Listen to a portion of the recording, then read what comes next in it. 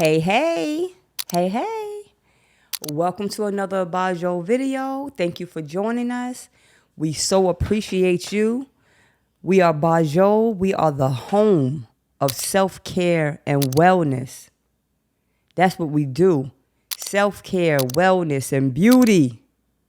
Because when you take care of yourself and you're well, ain't that the most beautiful thing in the world? Taking care of yourself is beauty. It is the most beautiful thing I have ever witnessed.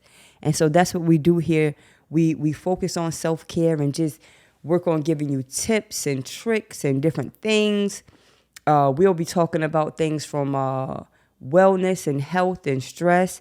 We even have some beauty tips, some hair ideas, and some whatever it is that's going to help you to become the best version of yourself. That's what we do here. Hello. The home of self-care. That's who we are, Bojoul. We thank you so much for joining us today. I want to jump right in, and I want to discuss, we've been discussing peace for a little while, but I want to talk about peace disruptors. I want to talk about those things that once you have established your sense of peace and you're good and you feeling like you have this thing under control, and then you have these disruptors that come in. There's always going to be something to try to disrupt your peace. I need you to get comfortable with that. It's what it is. It's yin and yang. Always. It's hot and it's cold. It's up and it's down. It's in, it's out. You always going to have the opposites. I think that's the law of polarity, if I'm not mistaken, where you're going to always have these polar extremes. It's like from one end to the next, it's like it's going to be two different sides of the coin of every situation. Every situation is always going to be. So if you're trying to establish peace, you got to have your disruptor. It's a given. And so I want to just discuss with you today some of those things that just come to disrupt your peace. And I feel like when you got your guard up, or one of the best war strategies, and I say this all the time, is to know your opponent's angle. If you know the way that your opponent is going to come for you, in your own strategy, you build defenses that's going to thwart whatever it is that they're coming with, because you're already aware. So whenever you are focused on establishing your peace, or up in the ante with your self-care, or learning something new, or becoming a better version of yourself, just know that there are going to be obstacles. And at this point in my life, I'm good with that. I'm good with that. I see you down south. Down south, somebody I used to know, they used to say, yeah, I seen it before it first pulled up. I seen you. That's what you got to say to your disruptors. Like, I see you. I see you before you arrived. They used to say, I seen it before it first pulled up. That means I'm already aware. And that's the best defense anybody could take. So I just want to go over a couple of these disruptors that can kind of destroy, upset that which is going on inside of you, that peaceful place that's inside of you. So number one is stress. And this is, I can promise you, I can guarantee it, like the sun is going to set and the sun is going to rise. Stress is a part of all of our lives. From one angle to the next angle, you have levels of stress. Stress is what it is. It's stress. It's going to happen. It's happening. It will happen. That's it. And once you start to learn how to understand your stressors, those things that's coming to take a toll on you, because see, you got different types of stress. You got everyday daily stress, and then you got that prolonged stress that can take a toll on your body physically and mentally. And When you learn how to manage stress, you already know that this is coming and that is coming. You have to learn how to manage your stress. For me, when I start seeing things get me like breathing heavier, or not even breathing heavier, but just inside, I feel like my anxiety levels increasing.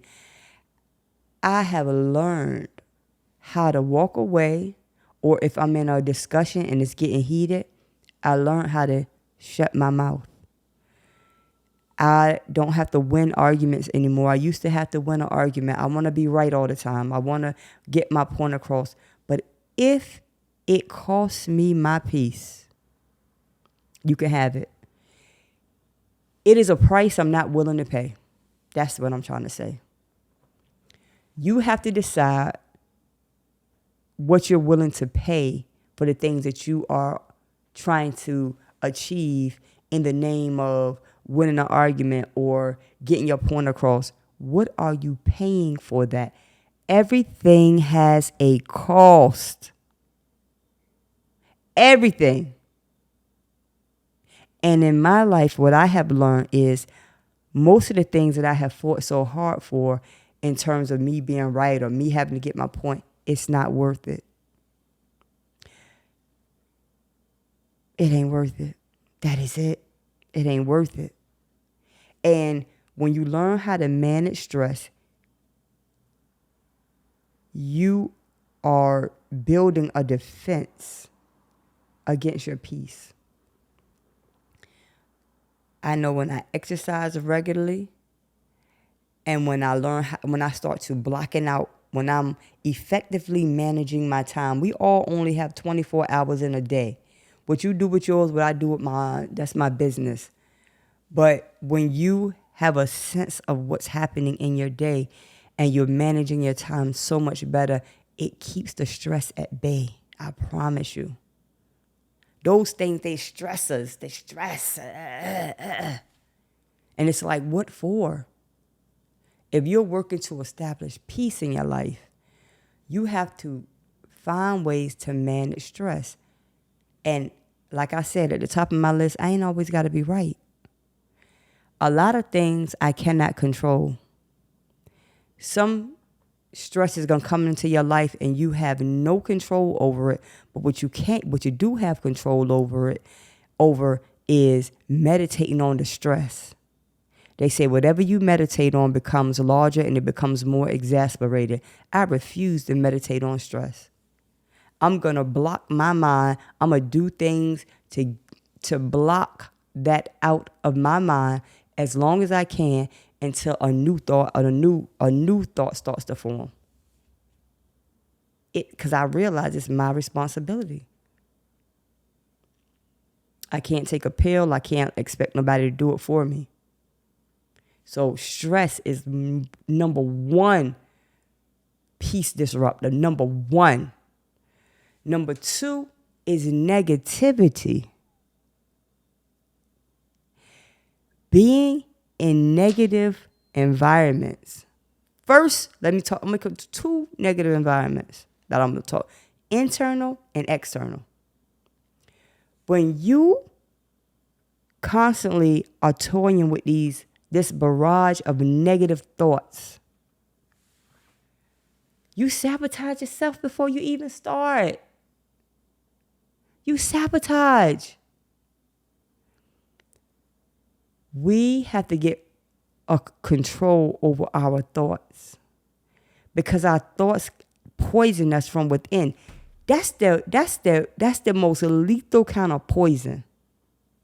Not the poison that I eat or drink, but the poison that's rising up from within me from my thoughts. I am responsible for what I think.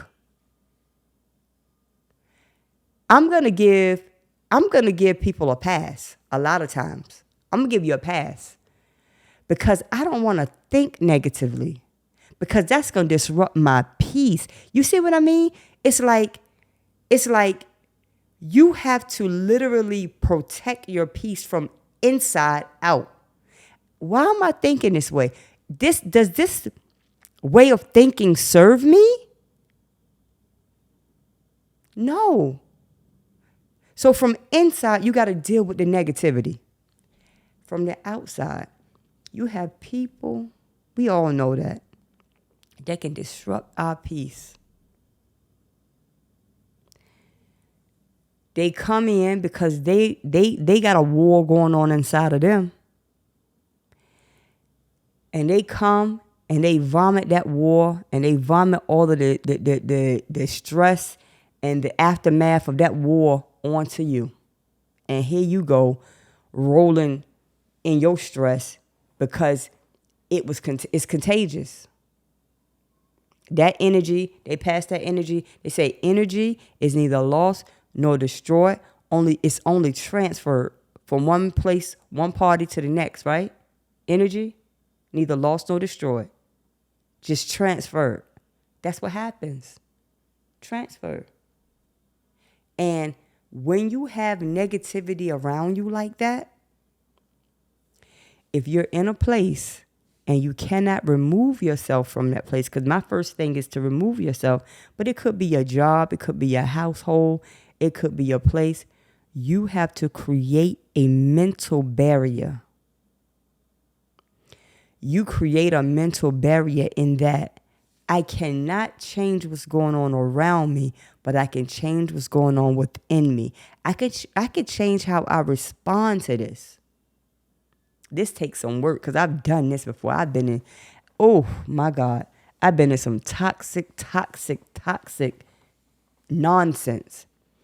And I literally had to build a resistance to the things that was happening around me.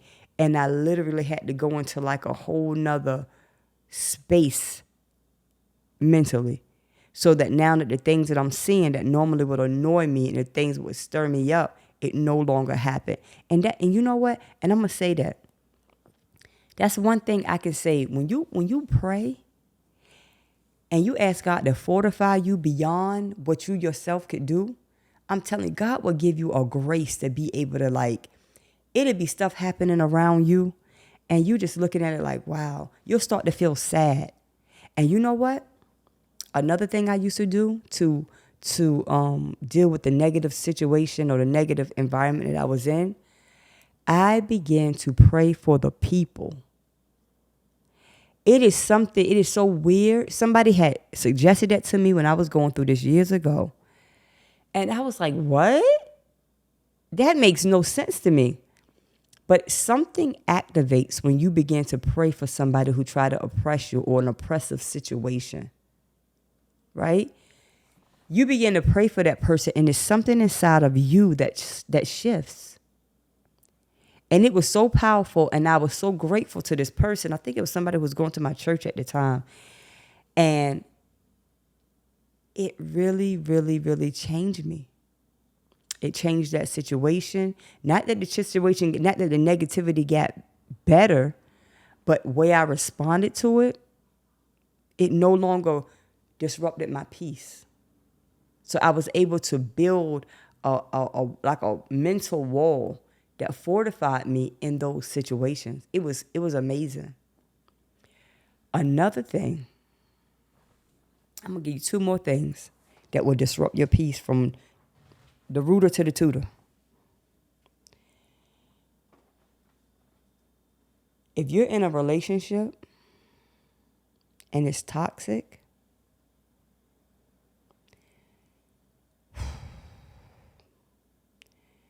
that can destroy your peace so bad. Because the relationship is taking and not adding. In a healthy relationship, there is a good level of reciprocity in that there is such give and take. People are giving, people are taking, people are giving, and it's like a nice balance of give and take, right? When you're in a toxic relationship, it's like it's one way. It's like you're being sucked dry.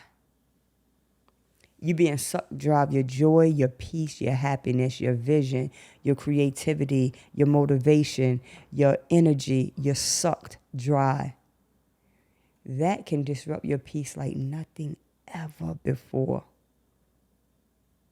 And the thing about relationships is we choose relationships. We choose who we're going to be with. We choose who we're going to be around. We choose. So in terms of a relationship, you have options. You have options. Sometimes when you're in a toxic relationship, you could talk to the person and let them know how it's making you feel and give them ultimatums. And the purpose of an ultimatum is to make good on your ultimatum. Don't go throwing ultimatums out there and then you don't honor it. Or don't throw ultimatums out there if you're not really ready to remove yourself from that situation. It could be a intimate relationship. It could be family relationship. It could be friendships, childhood friendships. It could be any relational connection. But toxic dynamics, you have to learn how to set boundaries. And if boundaries cannot be set and respected, you have no relationship for real. But a toxic relationship can break your peace in half, crush it, pulverize it to bits, and turn it into ashes and throw it into the Atlantic Sea, Atlantic Ocean. Toxic relationship would destroy you. And last but not least, excessive responsibility. You got too much going on. You're doing too much. When you got so much going on that you can't even breathe, you're doing too much. In this season of my life, God has dropped in my spirit to really focus. He's been saying it to me for a long time. But I'm a busy bee anyway. I keep it pumping. But in this season of my life, God is really telling me to focus. Because sometimes being busy is an addiction. You're addicted to being busy. But busyness does not equate to effectiveness. Busy does not mean effective. Sometimes our bodies, our minds just got to be constantly moving, going. And we feel like we're being productive, but you're really not. When I look at all of the busyness and all of the times that I've been all over the place and here, there, whatever, and I look at the results, I have some results, but it's not on the scale of how busy I was. Because it was just me being addicted to the busyness, the movement of the thing. Got to do this, got to do this, got to do that. Sometimes you could be more productive by just stopping, focusing on that one thing and getting it done. When you have excessive responsibilities, that can disrupt your peace so fast. Because you want peace.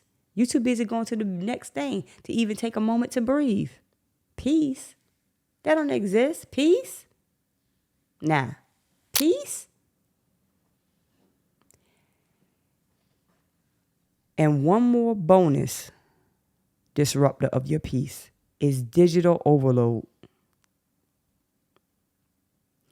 Technology is fantastic. It's helping me to be here and speak to millions of people right now. It's beautiful. However, you have to set boundaries.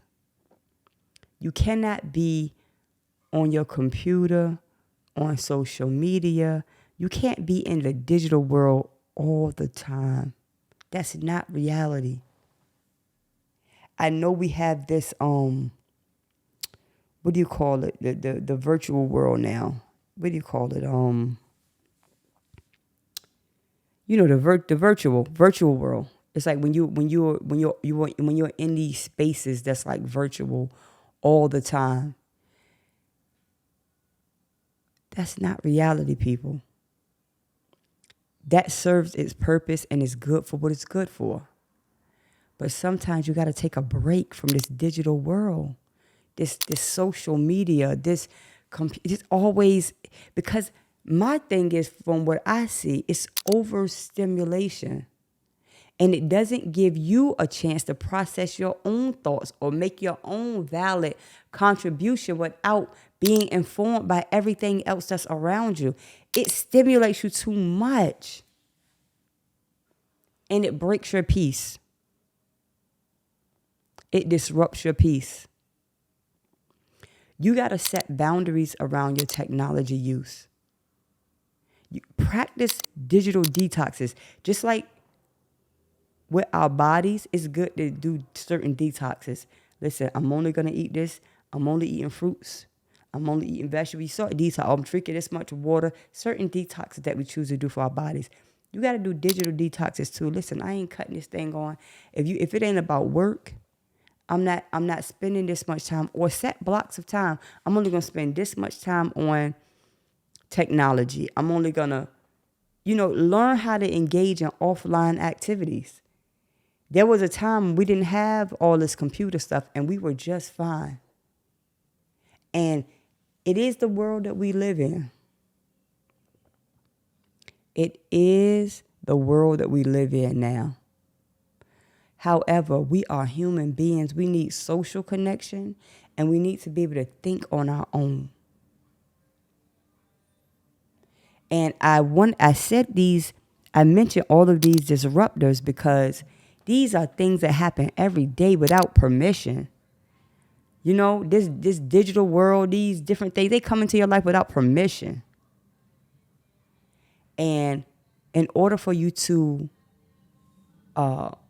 recognize and to set boundaries and fortify yourself against these disruptors, you have to be able to recognize what they are and then discipline yourself. It's nothing like self-discipline. You have to give yourself blocks of time. Like, nah, I'm not going to do that today. Today, Friday, I'm not doing it this day, or whatever. However you want to form it, you form that. You form it the way you want to form it, but let it serve you.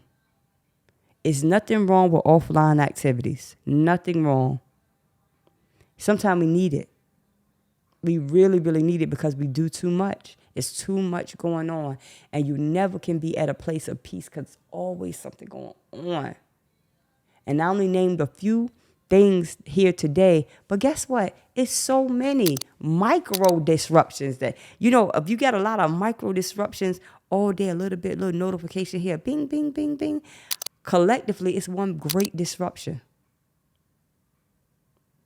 I just want to thank you so much today. I'm so excited. I'm excited to be here. I'm excited to share these things. And again, every time we're sharing and I'm sharing, when I'm speaking to you, trust, it's coming right back to me, triple and quadruple fold. And I'm grateful for it, actually, because it helps me to get better. It helps me to get better. This is Bojoul. We are the home of self-care and wellness. And we thank you so much for joining us. Feel free to share these messages with your friends. Like, subscribe, share. If you're listening to us on podcast, give us a download. Just listen to us and just give us a comment. Send us a message. We love messages. We love messages because we want to know, what we're saying. Is it impacting you? Is it something else you want us to talk about? Or however, it's a community. It's definitely a community. And I just thank you so much today for listening. And I just wanted to sign off with my regular saying that self-care is the best care. Later.